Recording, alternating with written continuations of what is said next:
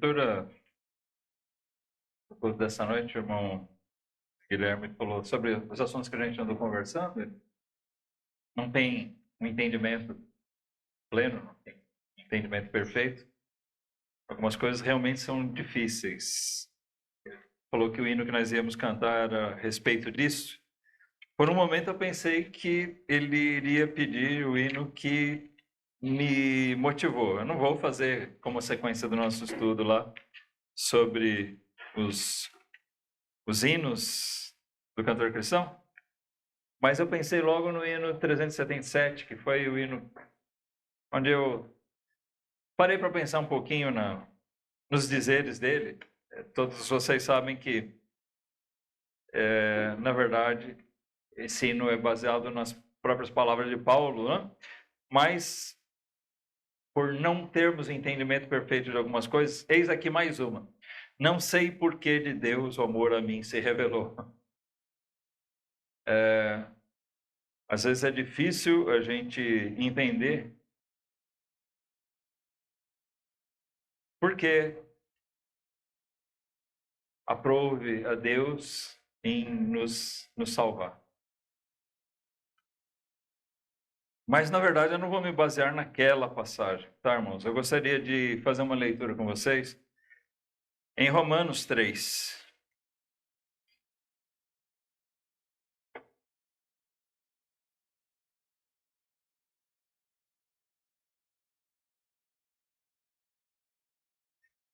Nós vamos fazer a leitura aqui no versículo 23 e versículos 23 e 24.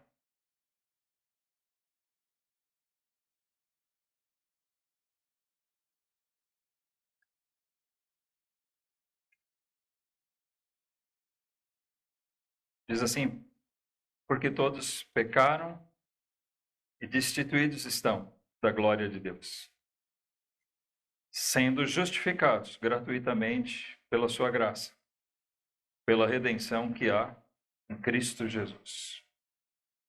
Vamos orar mais uma vez. Amado Deus, nosso Pai, nós queremos te pedir perdão, Pai, pelos nossos pecados, nossas faltas, e que assim nossa adoração aqui possa ser legítima e possa chegar até a tua presença, Senhor, de maneira agradável. Aceita nosso louvor, os cânticos entoados, Pai, e agora te rogamos que o Senhor nos dê bom entendimento da tua palavra, não somente para alimentar nosso intelecto, mas a nossa alma, Pai, possa ser enriquecida, confortada, exortada, conforme o teu querer, mediante aquilo que vamos ler, vamos meditar. Nos ajuda, Senhor. Assim te pedimos que o Senhor, nesse mesmo momento, esteja ajudando os teus servos, como nós, Senhor, que humildemente se colocam no teu serviço, dependendo totalmente da direção do teu Santo Espírito, Senhor. Dependentes de que o Senhor nos sustenha, nos guie naquilo que vamos falar. Que nós possamos ser abençoados pela tua palavra nessa noite. E assim, Pai, em cada lugar onde teu povo está reunido, nesse mesmo momento, que ali o Senhor possa estar abençoando a esses nossos irmãos queridos também. Pelo nome santo de Jesus é que nós oramos. Amém.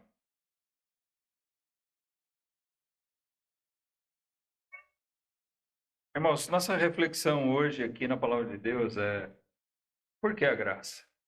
É baseado nessa questão, mais ou menos parecida com o que questiona o hino 377. Eu não sei por que o amor de Deus a mim se revelou, mas por que a graça? E esse nosso texto aqui de Paulo, ele fala um pouquinho disso. É lógico que a graça de Deus é um assunto, um tema tão abundante, tão rico, que eu não vou assustar os irmãos de dizer que nós vamos falar muita coisa sobre ele, mas eu espero até que o tempinho que a gente vai empregar aqui nessa meditação possa servir de estímulo para que a gente possa dar continuidade nisso ao longo da semana, nas nossas meditações, tá? Por quê? Por que a graça de Deus? Por que necessário? Por que necessário? Por que se manifestou assim Deus pela sua graça, pelo seu favor para conosco? Nosso versículo inicial aqui, versículo 23, ele começa dizendo que todos pecaram. E aqui nós temos um problema que muita gente para nesse ponto do versículo. Porque todos pecaram. Existe um problema sério em nós pararmos por aqui. Porque se nós fizermos isso, nós podemos estar relativizando o pecado. Nós somos facilmente levados a pensar, é verdade, todos pecaram. Se todos pecam, eu também peco. É verdade? Bom, então se o que eu faço é similar ao que todo mundo faz, isso pode abrandar a minha consciência e me fazer pensar nessa questão como se isso não fosse tão grave. Cuidado, isso pode afetar a pessoa que está sem Cristo, sem Deus, sem salvação, e fazer com que ela use a própria palavra de Deus para se acomodar. Mas, irmãos, eu tenho um receio, assim, de que até o próprio crente, esse tipo de pensamento possa vir sobre nós e certamente vai nos fazer mal. Até pelo fato de nós pensarmos, bom, todos pecaram. Sim, eu também sou um pecador, mas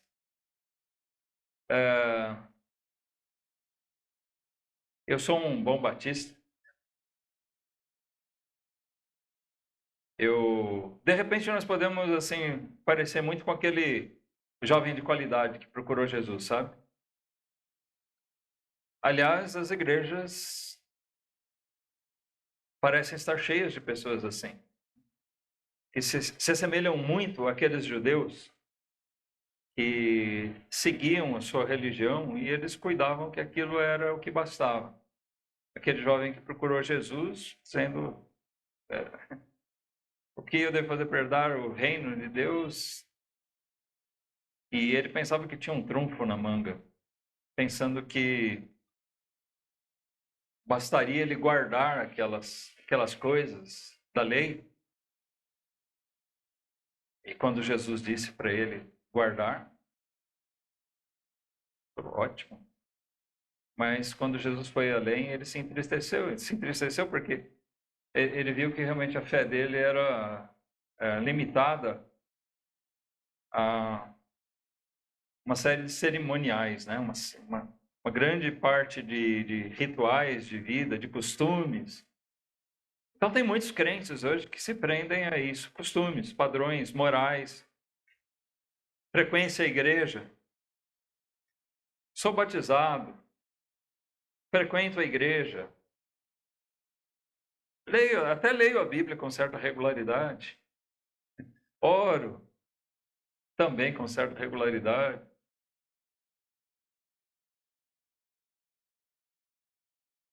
Bom, nós somos facilmente acomodados ao pecado. Todos pecaram e isso é uma verdade, e nós estamos incluídos nisso, salvos e não salvos, todos pecaram. Os crentes são pecadores também, mesmo os salvos, legitimamente convertidos, são pecadores. Remidos, mas são pecadores. Mas nenhum homem, nenhum ser humano pode chegar ao ponto de se acomodar por relativizar o pecado, de maneira nenhuma. Em especial, aquele que ainda não tem certeza da sua salvação. Sua salvação não está em você ser membro da igreja, ser batizado, ou ser bonzinho, fazer isso ou aquilo. Aqueles eram judeus E eles diziam a mesma coisa, né? Diziam, nós temos por pai Abraão. É o que muita gente faz hoje, mas sem conversão. Para aqueles judeus faltava conversão. Eles achavam que bastava seguir as tradições dos seus pais e arrogar para si que corria neles, nas suas veias, sangue de Abraão. Eles eram descendentes dele. Eles eram descendentes de Abraão, sim, mas não filhos de Abraão na fé. Eles não tinham a mesma fé. E por isso eles eram exortados.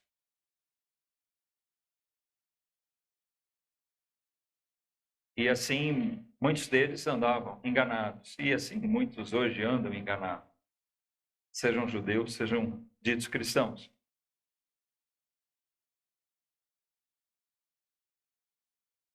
Mas quando a gente relativiza o pecado, eu até sou um pouquinho melhor do que muita gente, por isso ou por aquilo, mas é fato que eu tenho pecado, talvez a gente se acomode nisso e não vá adiante, porque o versículo ele traz as graves consequências. A questão de que todos pecaram e destituídos estão da glória de Deus.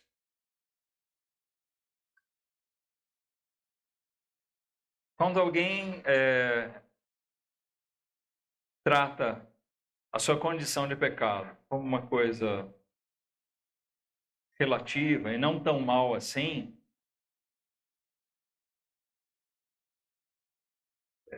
a gente tem a tendência de não olhar para as consequências graves do pecado. Então, a necessidade da graça é em função disso. A gente analisa primeiro aqui a questão do que exigiu, o que requereu a necessidade de Deus empregar essa coisa que a Bíblia chama de graça, esse favor de Deus. Porque os homens, todos pecaram. E todos, sem exceção, foram destituídos da glória de Deus. O que quer dizer isso? Essa expressão destituídos quer dizer tirados, perderam o direito à glória de Deus. O que seria a glória de Deus? Olha, isso pode ser explicado de uma maneira muito ampla, mas nós podemos resumir basicamente em alguns pontos. Primeiro, alguém destituído da glória de Deus está destituído da própria comunhão com Deus, a comunhão espiritual com o Criador. Também, em segundo lugar, aquele que está destituído da glória de Deus, ele não só perdeu a comunhão, a intimidade, a ligação com Deus, como também ele perde o direito, o privilégio, à glória eterna de Deus, aquilo que é reservado para aqueles que estão em comunhão com Deus.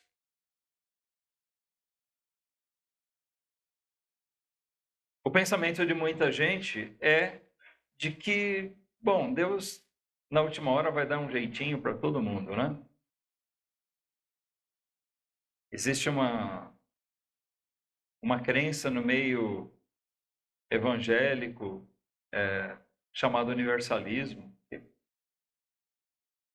crê que no final todas as pessoas vão ser salvas. É trágico, irmãos, a gente vê, por exemplo, grandes pregadores. Tá? Nós tivemos no nosso tempo o caso de um grande missionário, um grande pregador batista, que realmente fez grandes cruzadas viagens a vários países, pregou para multidões, pregando o evangelho de Jesus Cristo. Lotou o Maracanã. Parece que não só um dia, mas 4 dias. Ele esteve pregando 3 ou 4 dias pregando lá.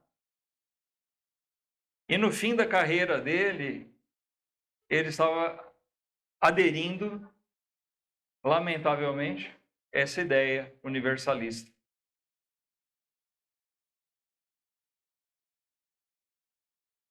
De que até pessoas possivelmente sem Cristo seriam salvas.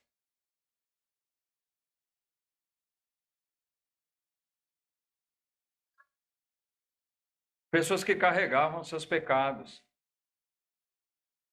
Porque a gravidade do pecado é de que nós mesmos não somos capazes de nos limpar dele.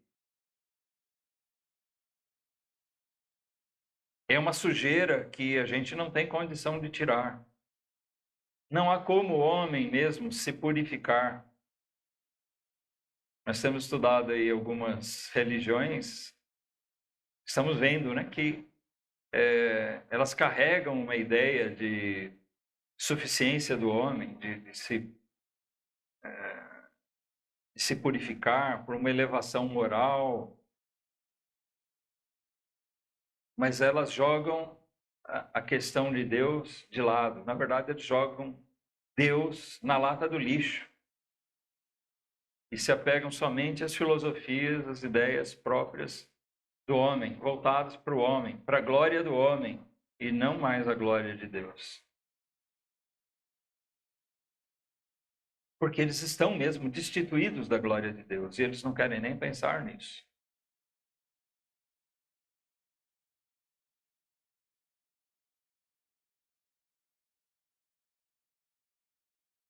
Todo homem precisa enxergar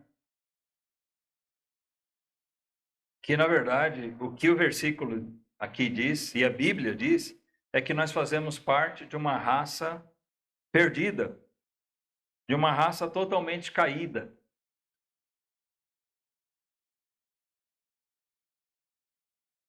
Caída em pecado. O pecado sepulta o homem, separa de Deus, nos faz perder o direito da glória de Deus. Jesus diz a respeito até mesmo daqueles falsos profetas que ele disse que existiam e existiriam ainda, que até fizeram obras, fizeram muitas coisas. Jesus diz isso, pessoas que disseram, olha, fizemos tanta coisa no seu nome, mas Jesus diz, naquele dia eu vou dizer para eles o quê? Apartai-vos, nunca vos conheci, eu não tenho nada com vocês.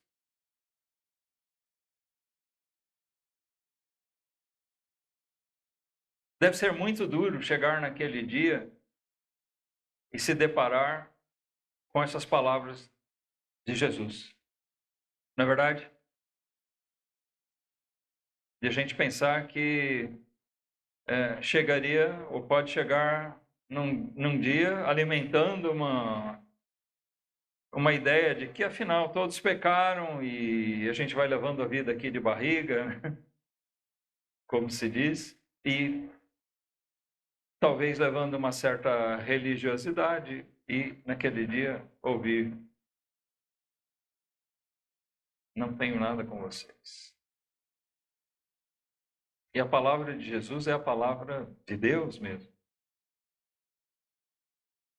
Em outros termos, o que Jesus está dizendo ali é que muitos vão chegar naquele dia e vão descobrir que eles estavam totalmente destituídos da glória de Deus. Porque eles não atentaram para isso. Eles apenas se acomodaram à questão do pecado, uma vez que todo mundo peca, e que eu talvez peque menos do que muitos. Efésios 2, marquem aqui, Romanos, porque a gente vai voltar. aqui. Mas nós vamos alternar um pouquinho o texto, tá? Efésios 2.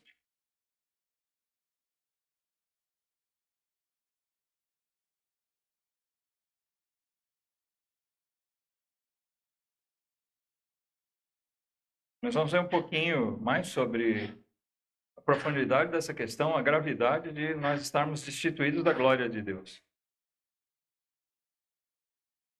Paulo vai falar da graça aqui nesse capítulo 2, a gente conhece bem, mas ele começa esse capítulo dizendo: e vos vivificou, estando vós mortos em ofensas e pecados. No versículo 5, ele reforça essa ideia: estando nós ainda mortos em nossas ofensas,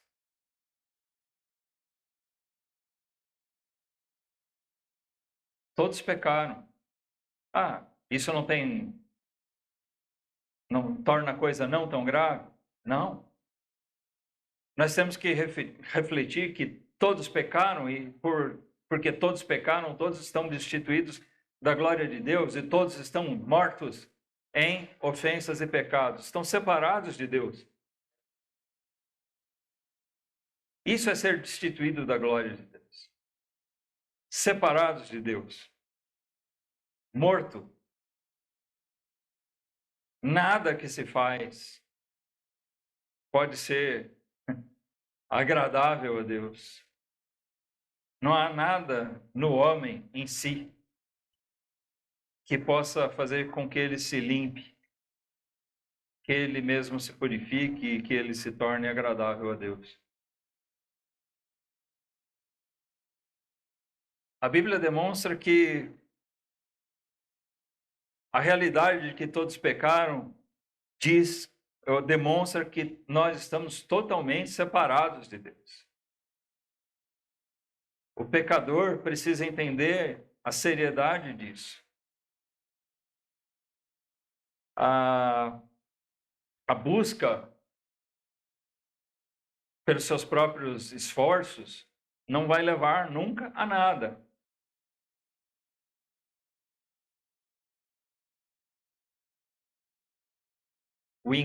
O homem ímpio, incrédulo, sem fé em Jesus, aquele que crê só intelectualmente, mas que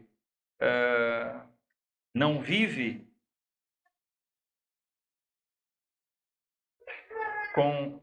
com isso aplicado como uma prática na sua vida, essa pessoa, esse homem, ele permanece destituído da glória de Deus. Uma aparente religiosidade, uma aparente bondade, não resolve nada. A ideia comum é de que um ato bom que eu pratique compensa um ato ruim, né? Muitos praticam assim a caridade, fazem coisas boas mesmo, mas como que uma moeda de troca para encobrir coisas ruins que ele fez. Mas diante de Deus isso não resolve. Se nós fizermos tudo certo, o que é que a Bíblia diz? Não fizemos mais do que nossa obrigação. Seria nosso dever fazer toda a vontade de Deus. Isso não quer dizer que isso não agrade a Deus, né? Como, isso não tem valor nenhum.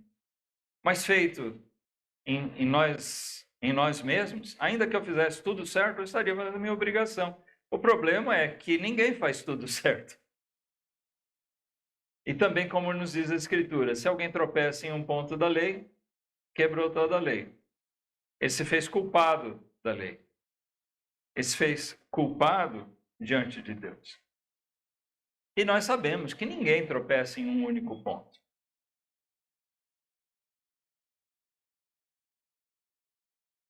A grande questão que alguém que ainda está vivendo nos seus pecados e mesmo que acreditando que ele pode resolver por si mesmo, fazer alguma coisa, é que ele tem que pensar que ele está totalmente separado de Deus, ele está morto e ele por si mesmo não pode fazer nada que mude a sua condição. Aqui mesmo em Efésios, no versículo 3, nós vemos também Paulo ainda falando aos irmãos, entre os quais todos nós também antes andávamos nos desejos da nossa carne, fazendo a vontade da carne e dos pensamentos, e éramos por natureza filhos da ira. Eu quero destacar essa questão aqui de filhos da ira. Então, vamos somando os pontos aqui, olha. Destituídos da glória de Deus. É alguém morto, totalmente separado de Deus. E aqui nós vemos uma outra questão. Um filho da ira. O que é um filho da ira? Não é alguém que nasceu da ira. É uma expressão para dizer alguém, né, para determinar alguém que está destinado à ira. A ira de Deus. A condenação eterna. Outra ideia muito errada é que Deus só faz o bem, né? Deus dá vida. E quem tira? Tem muita gente que crê Deus dá vida e o diabo tira.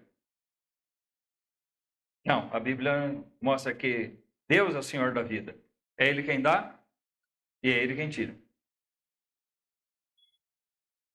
Muita gente pensa, Deus é o rei do céu e o diabo é o rei do inferno. Quem manda lá é Ele. É o diabo que leva alguém para o inferno. Não. Também a palavra de Deus nos mostra a condenação também é dada por Deus.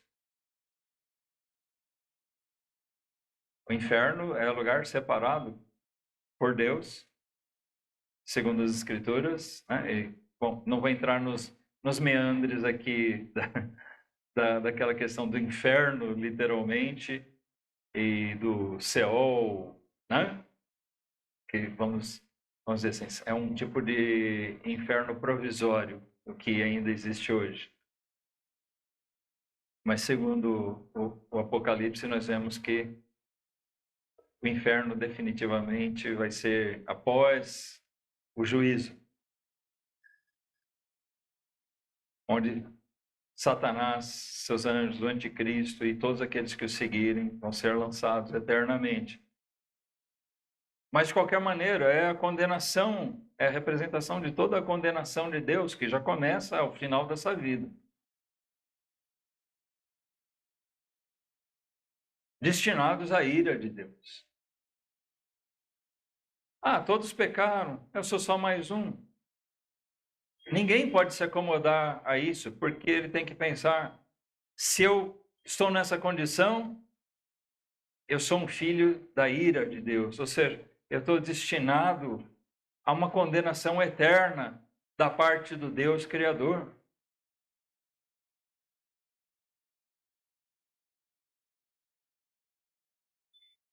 Alguém destituído da glória de Deus é também alguém sem esperança.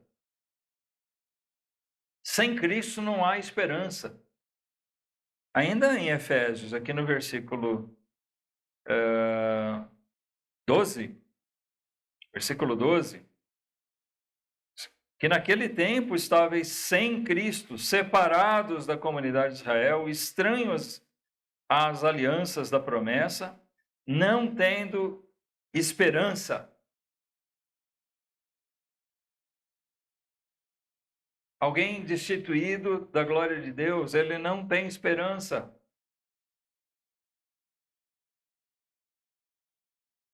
Se alguém permanecer sem Cristo, é assim que ele vai viver, sem nenhuma expectativa, sem nenhuma esperança. Não pode ter. Toda esperança que ele tiver vai ser uma esperança falsa.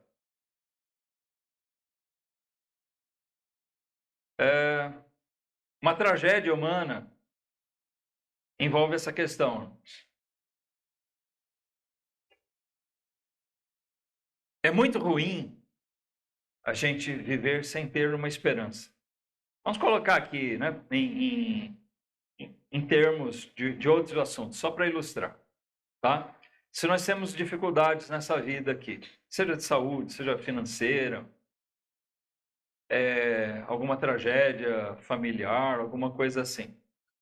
É muito duro a gente não ter esperança de ter solução daquilo, não é verdade? É triste, é doloroso. Mas pensem comigo, é ainda pior quando alguém tem uma esperança falsa. Quando alguém engana essa pessoa, dizendo, olha, se você fizer isso, você vai ter a solução. E essa pessoa fica envolvendo seus esforços naquela questão de uma falsa esperança, alimentando aquilo, e no fim ela não tem nada. Isso se aplica em várias áreas humanas. Uma coisa horrorosa que muitos evangélicos fazem, visitar hospitais, pessoas em estado terminal muitas vezes, e prometer para elas cura. Você já viu isso? Olha, nós vamos orar, você vai ser sarado. E aquela pessoa desesperada, né? O próprio termo desesperada, ela está sem esperança, mas de repente ela se apega àquilo como uma esperança, querendo confiar, querendo acreditar naquela falsa promessa. Eu não posso prometer, eu posso até dizer para alguém doente que eu vou orar por ela.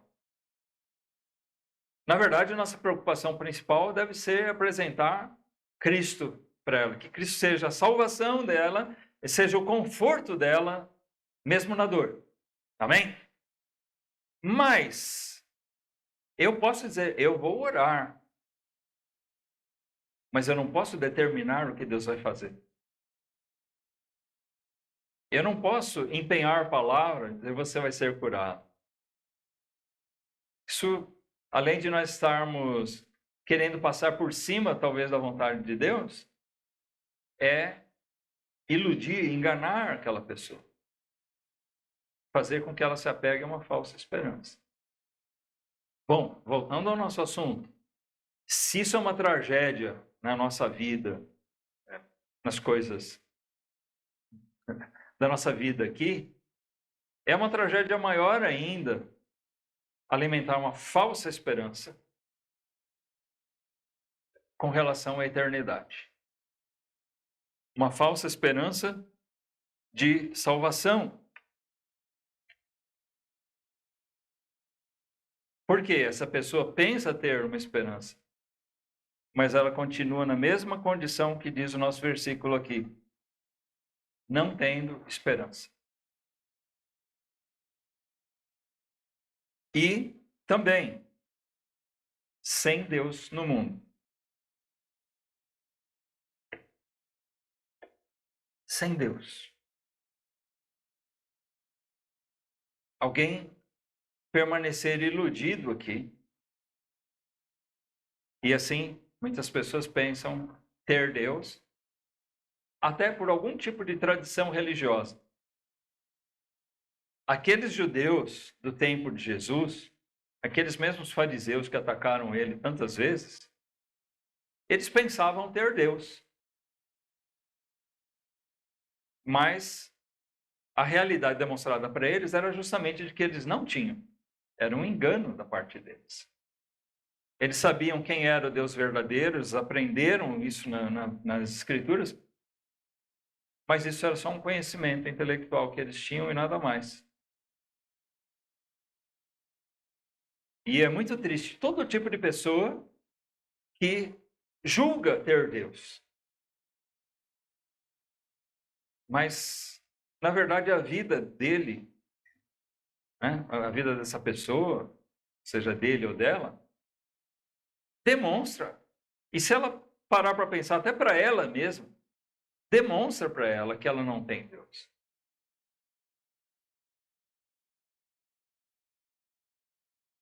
Se nós realmente tivermos Deus, nós vamos atentar para o que ele diz. Amém?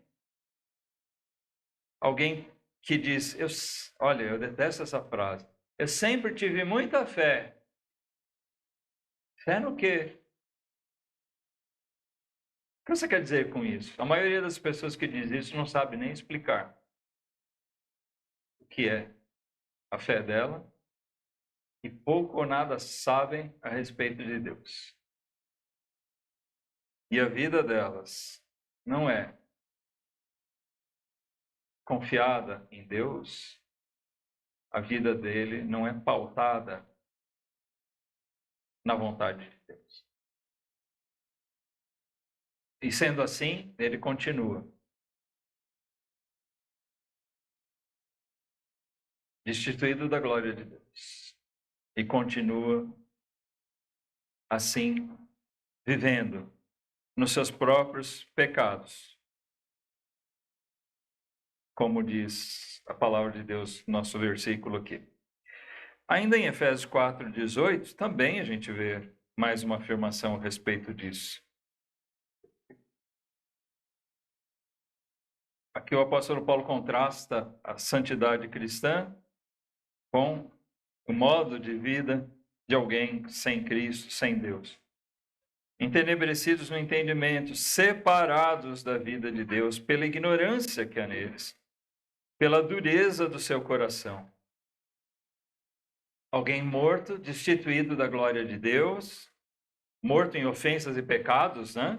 Esse tipo de morte espiritual, em ofensas e pecados, essas ofensas e pecados fazem com que essa pessoa permaneça separada de Deus. E ela é também alguém que permanece na dureza do seu coração, separado de Deus. Mais uma vez ele diz aqui, separado da vida de Deus, a vida que Deus proporciona por conta da sua ignorância. Não é aquela ignorância inocente. Existe um tipo de ignorância que nós podemos dizer assim, inocente. Alguém que ainda não atingiu a idade de aprender determinadas coisas, né? Então ela permanece na ignorância, ela desconhece aquilo.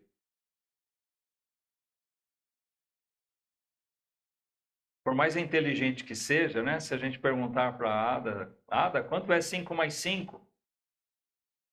Ela pode até surpreender a gente a responder. Mas ela ainda não tem os conhecimentos matemáticos, né? Aritméticos para dizer ou para raciocinar. Nós não podemos requerer isso dela. Ela vive uma ignorância a respeito disso ainda, uma ignorância inocente. Mas esse tipo de ignorância que a palavra de Deus nos diz aqui é aquela onde há dolo, a culpa. O homem realmente ignora. Sabe aquele tipo de coisa que alguém já disse? Não sei, nem quero saber. E alguns ainda acrescentam o quê? Tenho raiva de quem sabe. E o duro é que é verdade. Alguns chegam a esse ponto.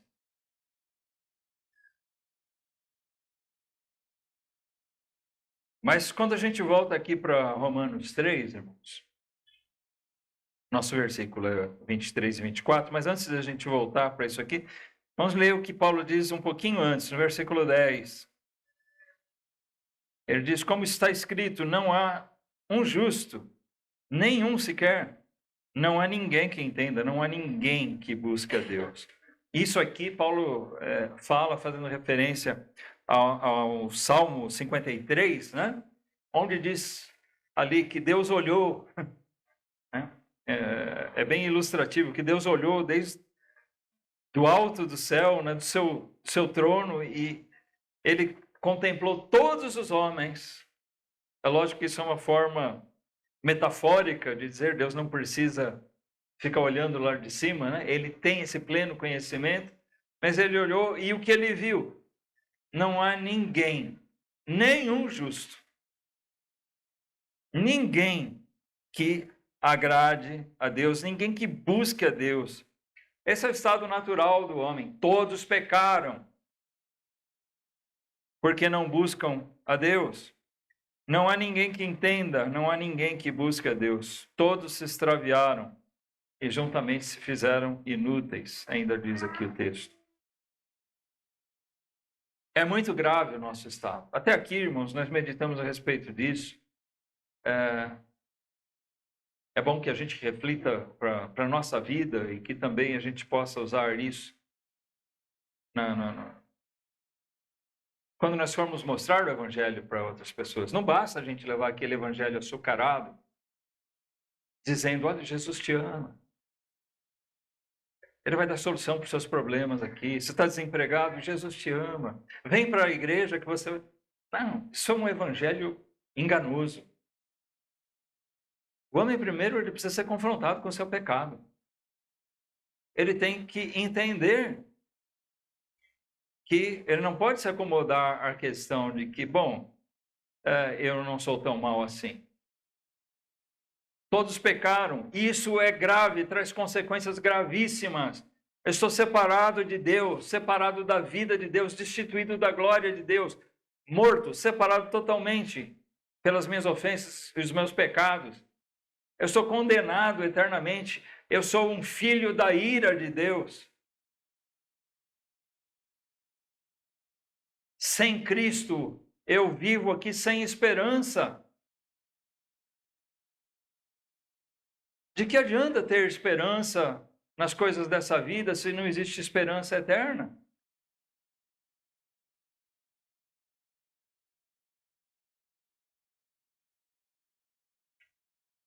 Se você precisa ir até a sua casa e ela fica 1 quilômetro e você não tem como ir, não adianta nada eu te levar até a porta. Não é isso que você precisa, isso não vai resolver o seu problema, você precisa chegar em casa, né?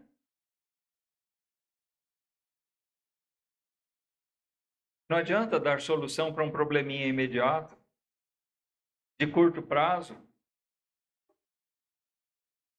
Nós precisamos levar para essas pessoas a necessidade real, que elas entendam qual é o percurso que elas têm pela frente. Qual é realmente a condição dela para que ela possa olhar para a necessidade da graça de Deus. Então, nós nos voltamos a isso, porque a graça. O homem, morto em ofensas e pecados, ele é incapaz de fazer qualquer coisa para se purificar, para se justificar, para resolver sua situação com Deus.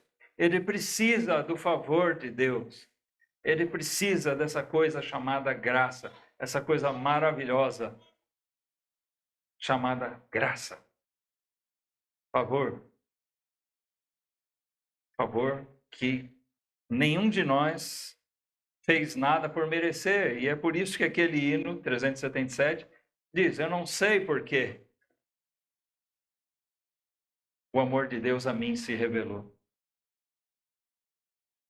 Você poderia dizer, irmão, irmã, o que foi que Deus viu em você para enviar o seu Espírito, para enviar alguém para falar do Evangelho para você, para que você pudesse dizer hoje, eu sou um remido, sou um salvo? O que tem de bom em nós, de atrativo, de agradável, que possa ter chamado a atenção de Deus? Alguém pode dizer alguma coisa? Não tem nada em nós.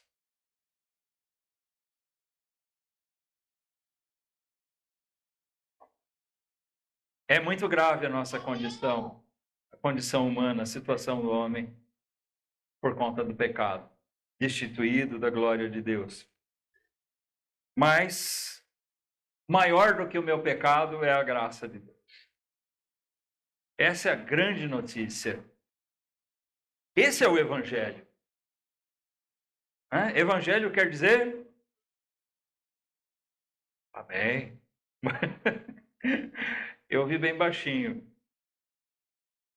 Me repreenderam hoje porque eu sou surdo e não escuto e depois vão pensar que vocês são ignorantes. Mas eu estou pedindo, quando eu perguntar, respondam alto para eu poder ouvir. Evangelho é boas novas. Boas novas. Boas notícias. Novas aqui quer dizer notícia. Que boa notícia é essa? Que boas novas são essas? De que há salvação para esse pecador. A notícia de que a graça de Deus é maior do que qualquer pecado que a gente possa ter cometido. A notícia de que a graça de Deus é maior do que toda a multidão de pecados que eu possa ter cometido ou ainda vir a cometer.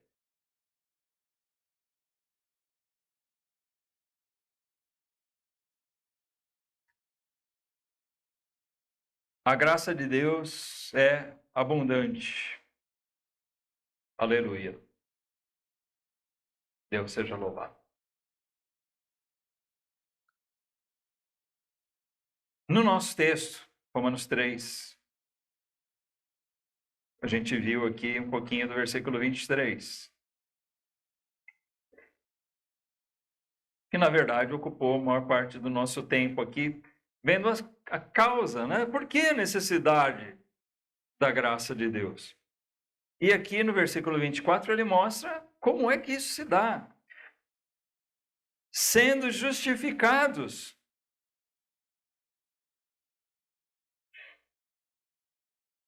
O homem pode ser justificado. E mais, gratuitamente.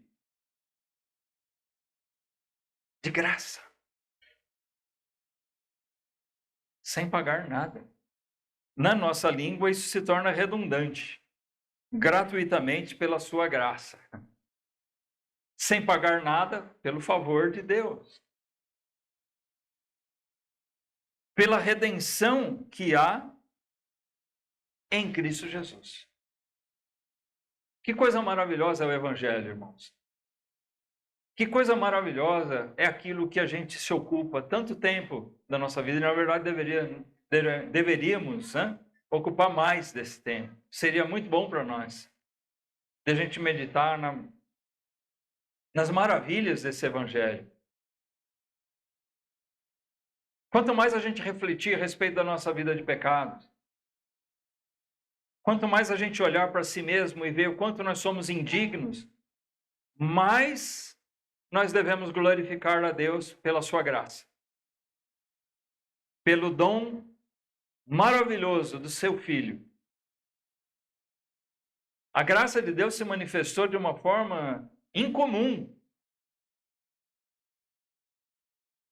Volta ao nosso estudo. Nós estamos estudando outras religiões e a gente vê que o homem sempre busca algum tipo de salvação baseado nos seus adjetivos. Adjetivos que, na verdade, o homem não tem.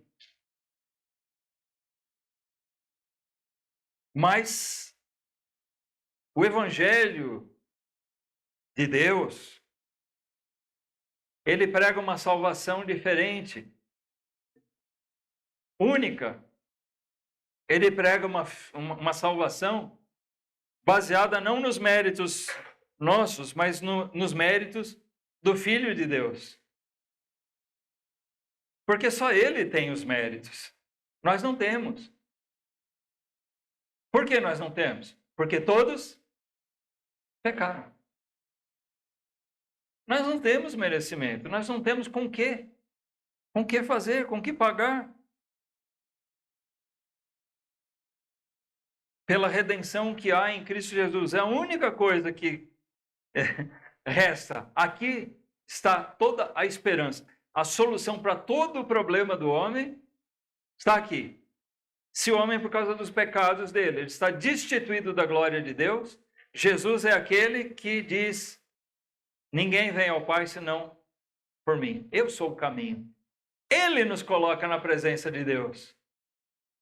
Quando Jesus morreu ali na cruz, A Bíblia relata que o véu do templo, que era a representação da separação do homem de Deus, aquele véu se rasgou de cima a baixo, porque foi obra de Deus, não rasgou de baixo para cima, mas de cima para baixo.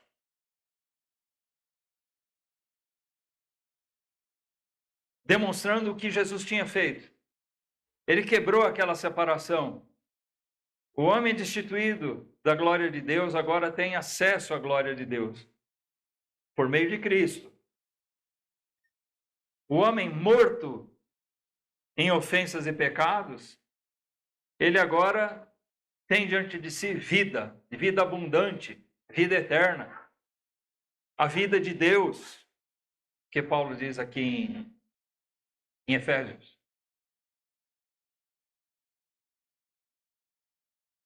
Os problemas por causa do pecado que nos separam de Deus são resolvidos única e exclusivamente pelo Evangelho de Jesus Cristo. Essa é a coisa mais maravilhosa que existe.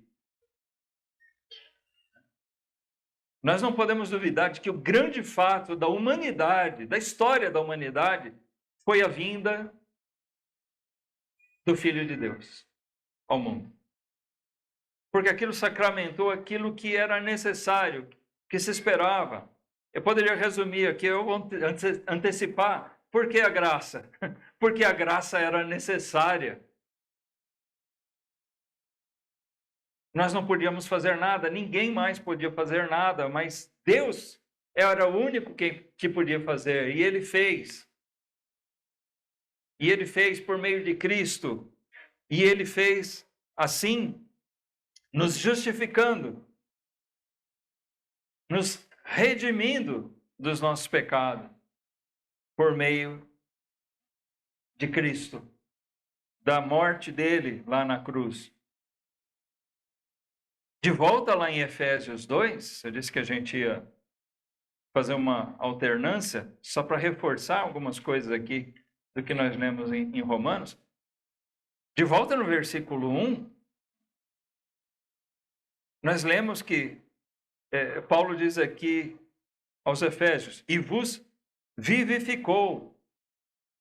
Vocês que estavam mortos, nós que estávamos mortos em ofensas e pecados. Tanto no versículo 1 quanto no versículo 5, a gente enfatizou um pouquinho o outro lado, a questão de nós estarmos mortos. É assim que está o homem nos seus pecados. Mas no versículo 1 nós lemos, e vos vivificou. Ou seja, aquele que estava morto, agora tem vida. Versículo 5, estando nós ainda mortos em nossas ofensas, nos vivificou juntamente com Cristo. E aqui nós temos a explicação. Pela graça, sois salvos. Vivificados. O morto ganhou vida. Aquele separado de Deus, agora ele tem comunhão com Deus.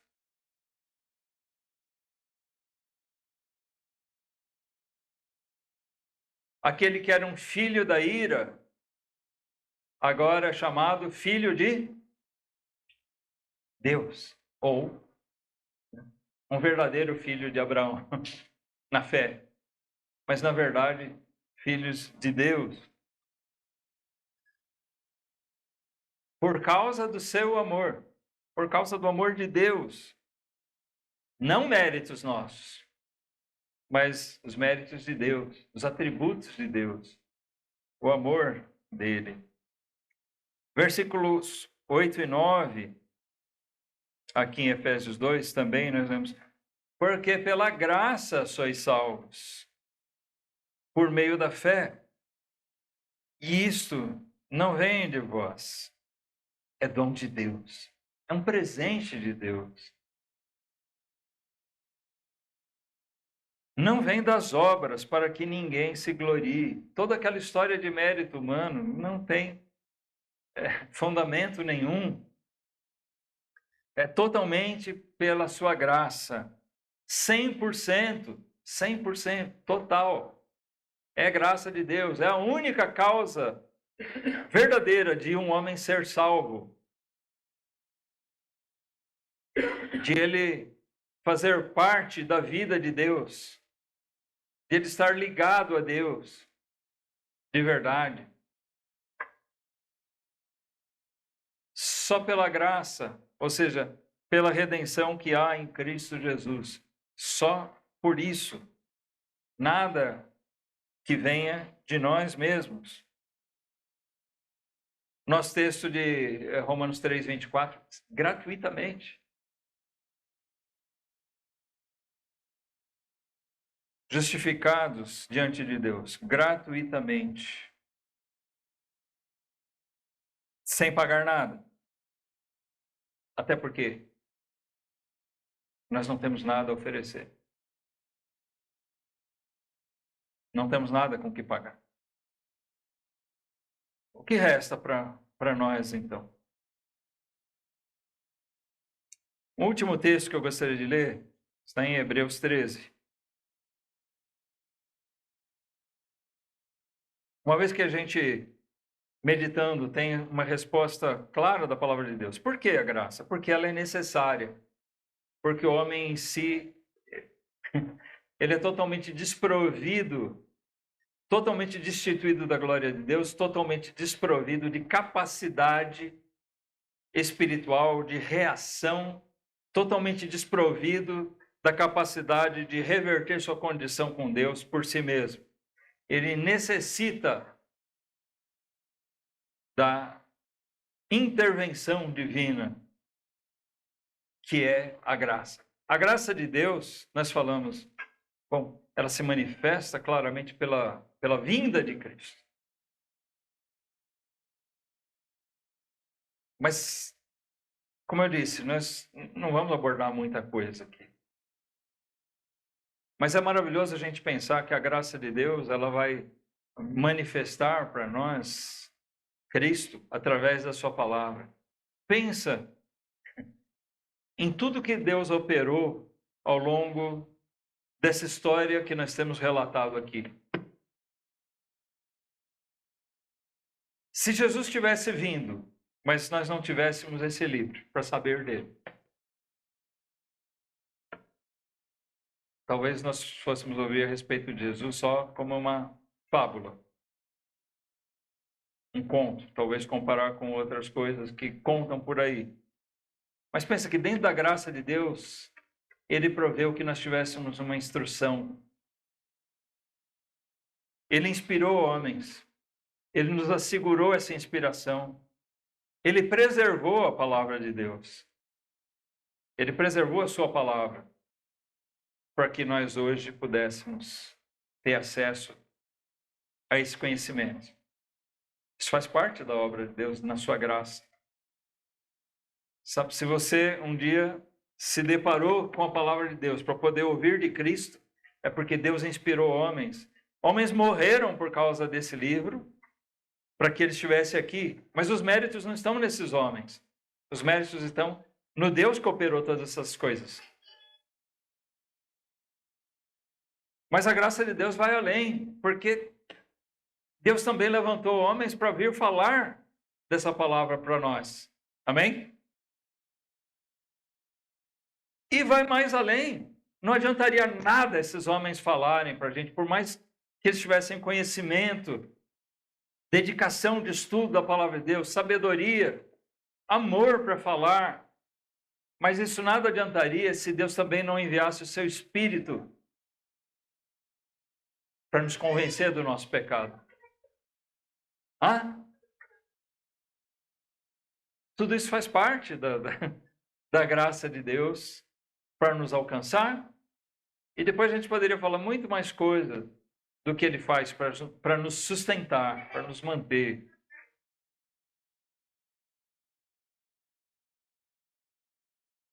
Nós precisamos da graça de Deus para ser salvos.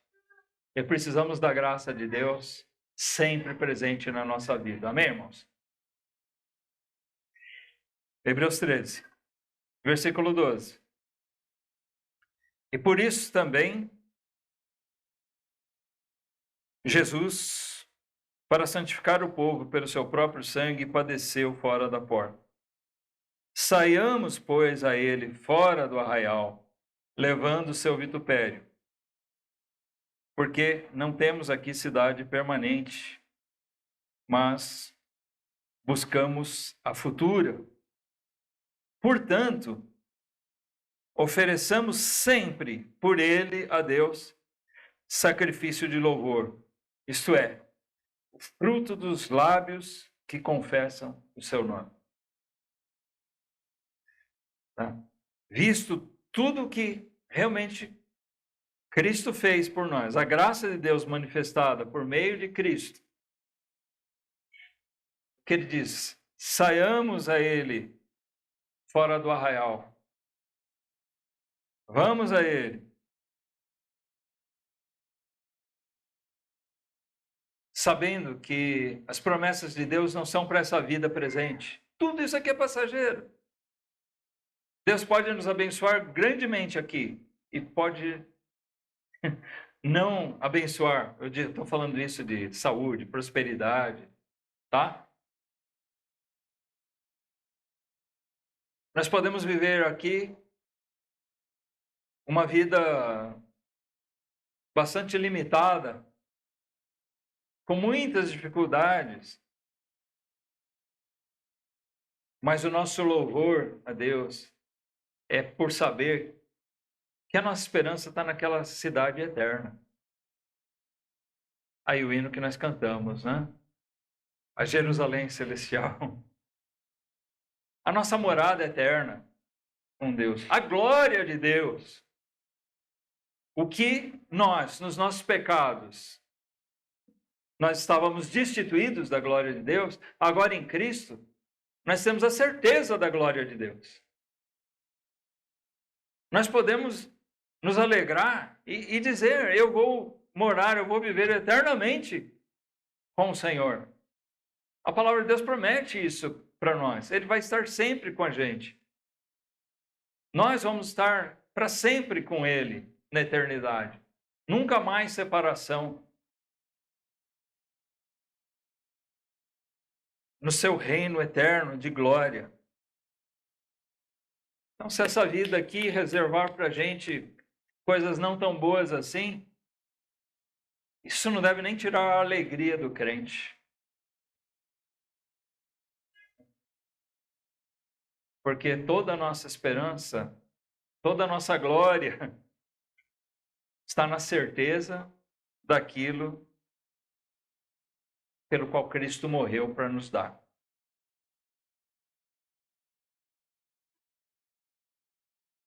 E por isso é que a palavra de Deus nos diz aqui, seja por Paulo, seja outro autor do livro de Hebreus, que nós não temos certeza, mas que seja isso, o fruto dos lábios que confessam o seu nome. Sempre um sacrifício de louvor, uma oferta a Deus de louvor. Aquilo que Paulo diz lá em Romanos 12, sacrifício vivo, santo e agradável a Deus. Aqui é chamado de um sacrifício de louvor, que a nossa adoração seja verdadeira. Não cansemos de louvar a Deus, porque Ele é grande, porque a sua graça é maravilhosa. Quanto mais eu olho para mim, mais eu vejo o quanto é preciosa a graça de Deus. Como é rica. Quanto mais miserável eu sou nos meus pecados, quanto mais miserável eu reconheço que eu sou, mais eu enxergo a riqueza da graça. Isso para o crente é motivo de louvor, de adoração, de alegria. Né? Usando o termo regozijo. Mas aquele que está sem Cristo, a ausência da graça de Deus é a ausência total de esperança, é a ausência de vida.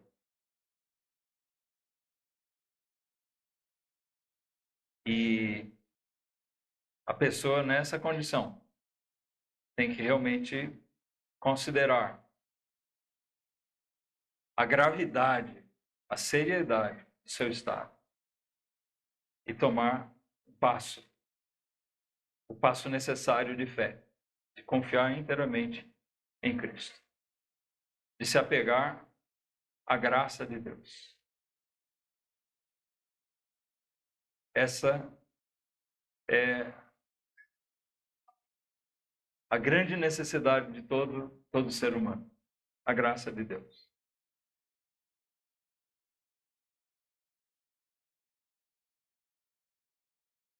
Que ela possa estar presente nas nossas vidas, cada um de nós aqui. E que essa graça, que Deus nos abençoe, que essa igreja, irmãos, possa ser útil para levar o conhecimento dessa graça de Deus a muitas pessoas. E que o Espírito de Deus esteja trabalhando no coração de muitas delas. Elas não só conheçam a graça de Deus de ouvir falar, mas que eles conheçam essa graça por experimentar na sua própria vida. E que eles também possam, muitas pessoas possam realmente oferecer seu sacrifício de louvor, por gratidão pelo que Deus fez, pelo que o Cristo, o Filho de Deus, fez por nós. Vamos orar? Pedir para vocês ficarem de pé.